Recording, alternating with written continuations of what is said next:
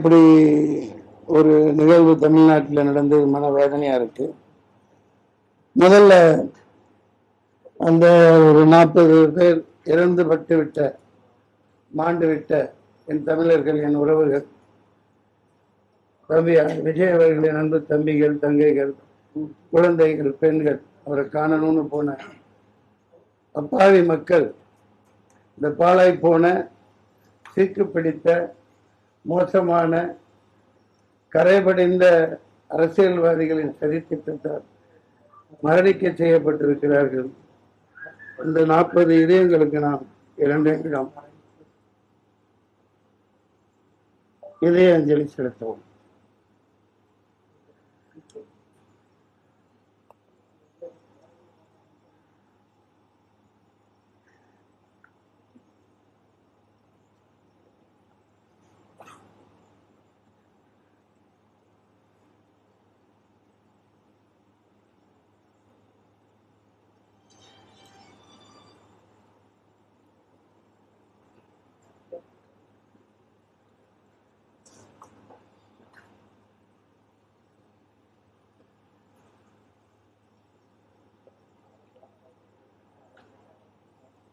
எனக்கு பேசுவதற்கு ஒன்றும் இல்லை. ஆக்கப்பூர்வமான ஒரு விஷயத்துக்காக நான் படப்பிடிப்பு இல்லாத நேரத்தில் இப்படி பாடல் பண்ணி வெளியிட்டு இருக்கேன். உங்களை சந்திச்சதுல மகிழ்ச்சி. நீங்க தான் கேட்கணும். ஏன்னா 2 நாள்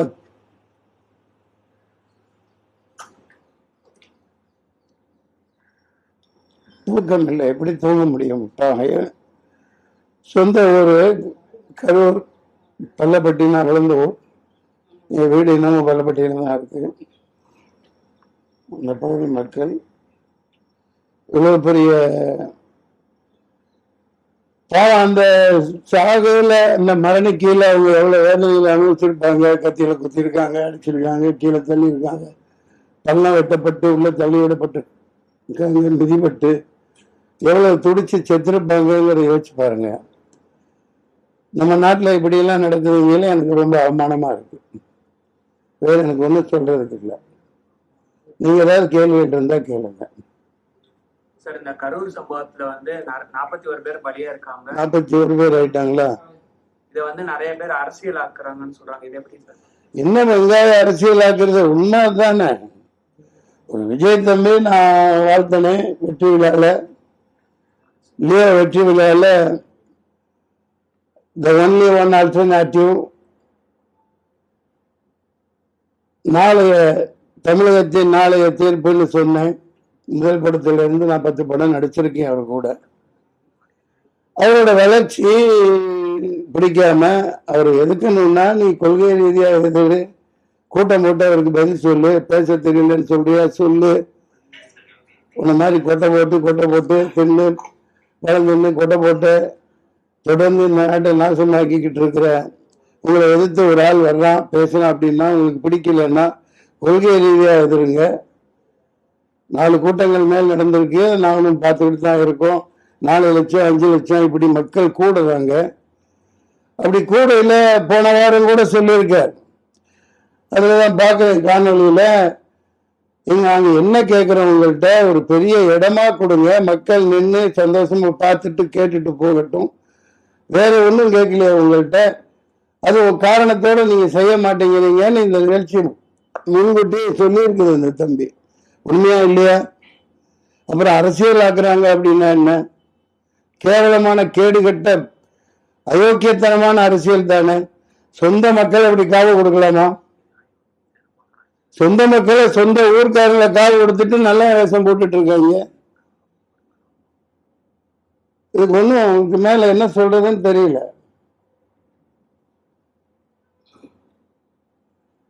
வேற எந்த தாலிகைகள் ஐயா? சார், யாரு வந்தாலும் அரசியலுக்கு வந்தா கோமாளியா தான் ஆக்குறாங்க. அதுக்கு எக்ஸாம்பிள் விஜயகாந்த், சீமான், ரஜினி வந்தாரு போயிட்டாரு, அந்த பக்கம் போயிட்டாரு. யாருதான் அரசியலுக்கு வரணும்? அத நீங்க தான் சொல்லணும். மக்கள் இப்ப சொல்லுவாங்க, 6 மாசத்துல சொல்லுவாங்க யார் வரணுங்கிறத மக்கள் தீர்மானிப்பாங்க. நீங்க சொல்றது உண்மைதான். சில பேர்கள் சொன்னீங்க, அவங்க கோமாளித்தனமா நடந்துக்கிட்டாங்க, நம்மளை கோமாளி ஆக்கிட்டாங்க, சில பேர் முடியாம கோமாளியா இருப்பதே நல்லதுன்னு ஒதுங்கிட்டாங்க. பல ஜாம்பவான்களை விலை கொடுத்து வாங்கிட்டாங்க. ஒரு மிகப்பெரிய திமிங்கலமா முதலையா அடக்க ஆள் இல்லைன்ற மாதிரி போய்கிட்டு இருக்காங்க. இது ரொம்ப நாளைக்கு இந்த பருப்பு வேகாது. 6 மாசத்துல மக்கள் இதுக்கான தீர்ப்பு தருவாங்க. அது இந்த பாடல்கள்ல தான் சொல்லியிருக்கேன்.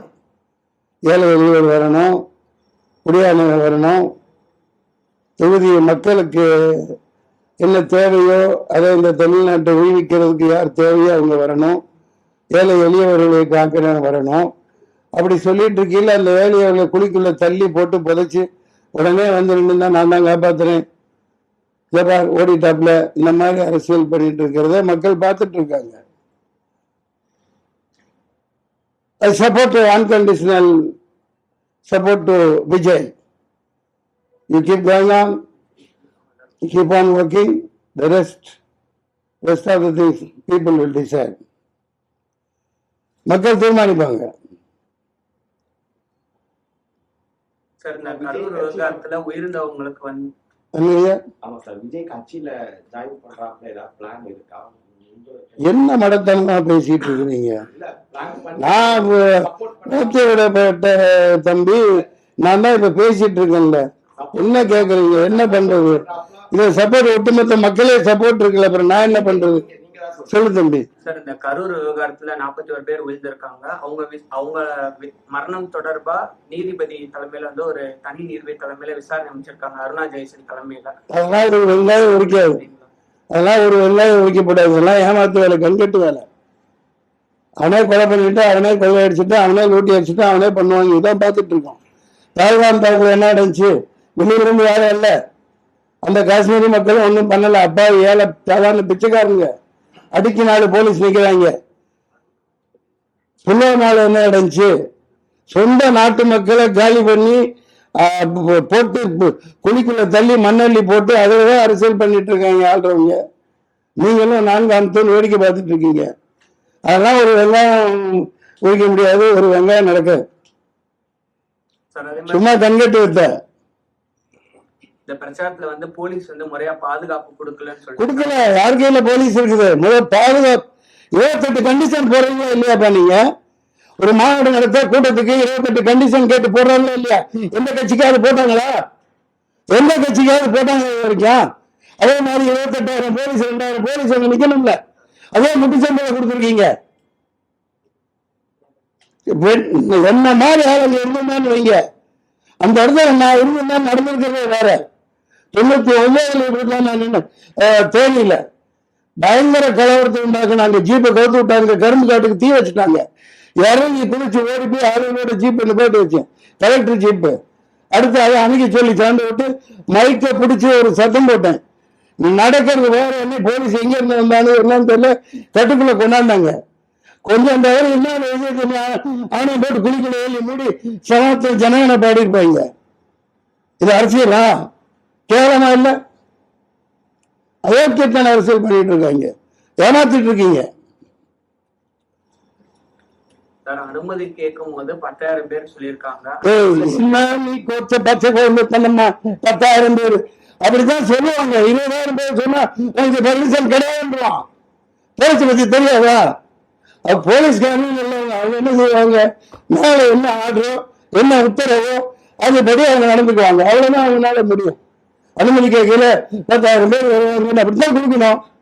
அவங்க அதுதான் நடைமுறை. 10 பேர் அந்த கூட்டத்துக்குலாம் வரமாட்டாங்க.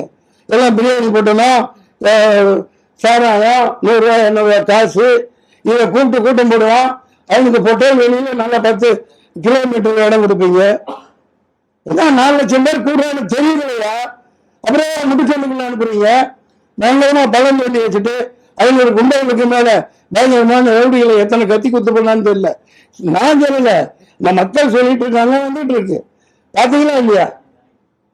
இப்போ பயங்கரமான ரவுடி ராஜ்யம்.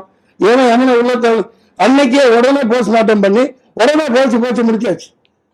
ஏன்னா அப்படி வச்சிருந்தா எங்க குத்துப்பட்டிருக்கு என்னென்ன நடந்திருக்குன்னு தெரிஞ்சோம். Shame on this politics. Sir, Vijay அவர்களை பார்க்கதான் மக்கள் ஒரு கூட்டம் வந்துச்சு. அப்புறம் என்ன ஒன்னையும் பார்க்க வந்தது? சரி சார், 41 உயிர் போயிருக்கு. ஆ, விஜய் வர முடியலன்னா அவங்களோட கட்சி கீழே இருக்கிற தொண்டர்களோ இல்ல கட்சி பொதுச் செயலாளரோ யாரோ ஆ, களத்துல நின்று இருக்கணும் சார். கருத்து யாரும் இதெல்லாம் துரத்தி விடுறாங்கல்ல, சுத்தி நிக்கிறது யாரு? அவங்க கூட்டத்தில் நிக்கல, அவங்க தானே விரட்டி விடுறாங்க. நீங்க சொல்றாங்களா இல்லையா? கிளம்புங்க கிளம்புங்க, நீங்க நிக்காதீங்க அப்படின்னு பேர் பண்ணி அனுப்பிச்சுட்டு இந்த மாதிரி சம்பந்தம் இல்லாம கேள்வி கேட்கறீங்களே. அவங்க புதிய கட்சி என்ன வேலை இருந்ததுன்னா அதுக்கு பருப்பு எடுக்க சரியா நாளை இறக்கி வைப்பாங்க. அந்த மாதிரி எவ்வளவுகள் உங்கள்கிட்ட இல்ல. அங்க இருந்து அடியாங்க சொல்றீங்களா? மக்களை தீர்த்து கட்டிட்டாங்க.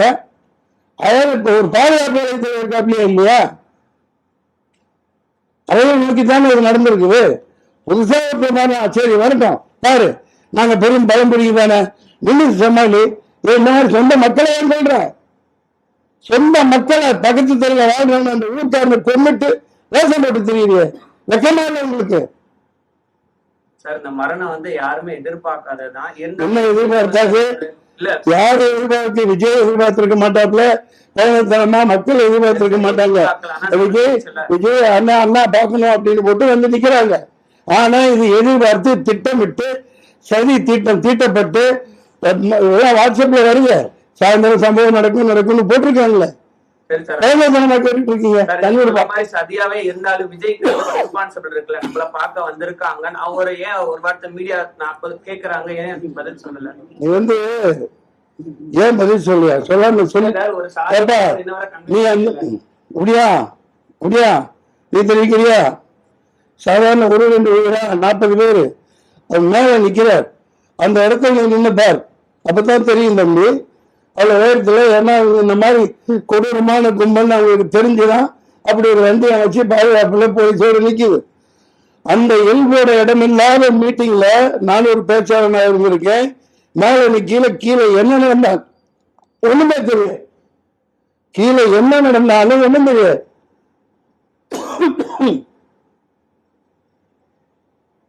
செருப்பு வீசுறான், தள்ளி வீசுறான், கெட்ட வார்த்தையை திட்டுறான். ஒருத்தவங்க கூப்பிட்டு விஜயகாந்த் மாதிரி கண்டிச்சுக்கிட்டு பண்ணிட்டு இருக்க முடியுமா? எவ்வளவு பெரிய ஆபத்துல. நான் வண்டி உள்ள போயிலே பார்த்துருந்தேன்னா கேட்கடா பெட்ரோல் வைக்க விடுறா பார்த்துக்கலாம் போலீஸ் கேஸ் அப்படின்னு அப்படி இருந்து போடலாம். இவங்க மதிக்கிறத இல்ல, கொஞ்சம் கூட பிரயோஜனம் இல்லை. தெரிஞ்சவன காவல்துறை அப்படி ஒரு சந்துக்குள்ள போய் போடுறாங்க. திட்டமிட்ட சதி. இதற்கான தண்டனை 6 மாசத்தில் கிடைக்கும். அதே இடத்துலதான் எடப்பாடி வந்து கேம்பெயின் பண்ணாரு. சரி, அதுக்கு என்ன? இந்த 40 பேர் சாகுதா? வருத்தப்படுறியா? இல்லையே, அவங்களுக்கு சொல்றீங்க தொண்டர் கண்ட்ரோல் எத்தனை கட்சி, யாரு ஆரம்பிச்ச கட்சி, எத்தனை வருஷத்து கட்சி, அங்க ஒவ்வொருத்தனும் எப்படி இருப்பான்? கருப்பு எடுத்துவான்ல, அவர் யாரு? சாதாரணாவா? தலைச்சிடுவார்ல. எடப்பாடிக்கு அவ்வளவுதான் கூட்டம் போகும். இவருக்கு 4 லட்சம் பேர் வருவாங்க. இந்த எருமைகளுக்கு தெரியாது, தெரியாதா? நீங்க சொல்ற மாதிரி அதே 4 லட்சம் பேர் நின்னுப்பா.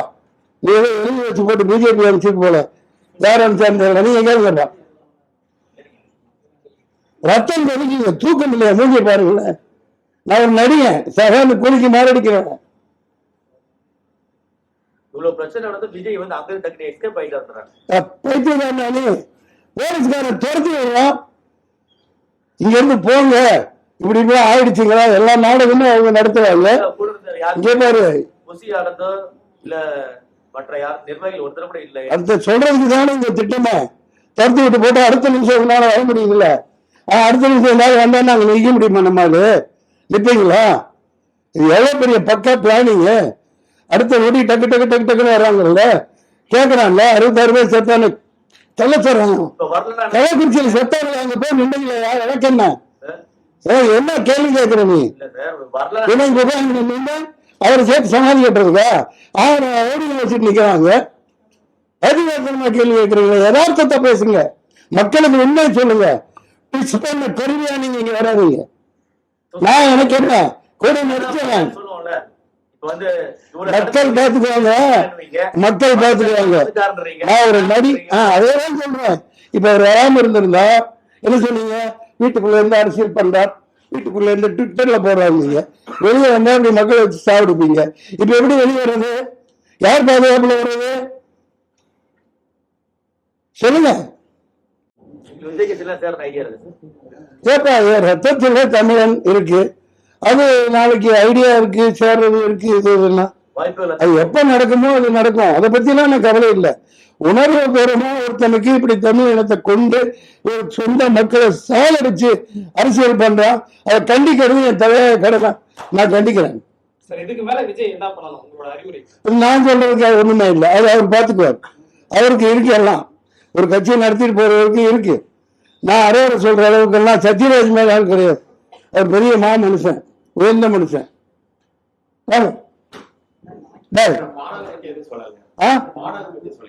புரியல. பாடல்கள் நீங்க தான் சொல்லணும். பாடலை பத்தி நானே சொன்னா இவர் கேட்கிற மாதிரி ஆகணும். நான் ஒன்றும் சொல்ல மாட்டேன். பாடல்களை மக்களுக்காக அர்ப்பணிச்சாச்சு. நான் தொடர்ந்து வாரத்துக்கு 2 பாட்டுக்கும் விஜய்க்கு சப்போர்ட்டா அது நீங்க நினைச்சிட்டு இருந்த இது பெரிய ஜாம்பவான்கள் எல்லாத்தையும் தின்னுட்டு முதல்ல உட்கார்ந்து இருக்குது. அது எவ்வளவு நாளைக்கு இருக்கும்? எவ்வளவு நாளைக்கு உங்க ராஜ்யம் நடக்கும்? பாத்துக்கிறேன். எத்தனையோ கொடுமைகளை தாங்கிட்டு நிக்கிறேன். நான் படம் சரக்கு எடுத்து 4 வருஷம் 4 கோடிக்கு மேல போச்சு. வெளியிட முடியல. பல சிக்கல்கள். இன்னும் ஓடிடியில் வெளியிட முடியல. வித்தும் கூட சொந்த அண்ணன் பையன், அண்ணன் மருமகன், பள்ளப்பட்டியில சௌகத்திரிய சொந்த அண்ணன், அவரோட மருமகன் ஜமாலோட அண்ணன் தான் சாதிக் பாட்சா. எப்படி கொலை பண்ணாங்க என்னங்கிறத வைக்கவே சொல்லியிருக்கார். எனக்கு தொடர்பு இல்லை, யாரு கூட தொடர்புல இல்லை. என் தொடர்பு இல்லாததுனால ஊத்தி மூடி சாவடிச்சு பண்ணிட்டாங்க. எத்தனையோ இப்படி அரசியல் படுகொலைகளை நிறுத்திருக்காங்க. ஆனா சொந்த மக்களை ஒருத்தர் வர்றாரு, அவரை எதிர்க்க முடியாம இப்படி ஒரு பாலிடிக்ஸ் பண்றது நீசத்தனமான, ஈனத்தனமான, கேவலமான செயல். அது இறைவன் பதில் கொடுப்பான். 6 மாசத்துல அதுக்குரிய நடவடிக்கை நடக்கும். மழை பண்ணுவீங்க பண்ணுங்க. கை வச்சு பாரு தமிழ்நாடு என்ன ஆகுதுன்னு பண்றாங்க. விட்டு போட்டு விஜய் கைது பண்ணி போனப்பா பொழப்பு கட்டணும். சுரக்காய்க்கு ஒப்பு இல்லைன்ட்டு என்ன கைது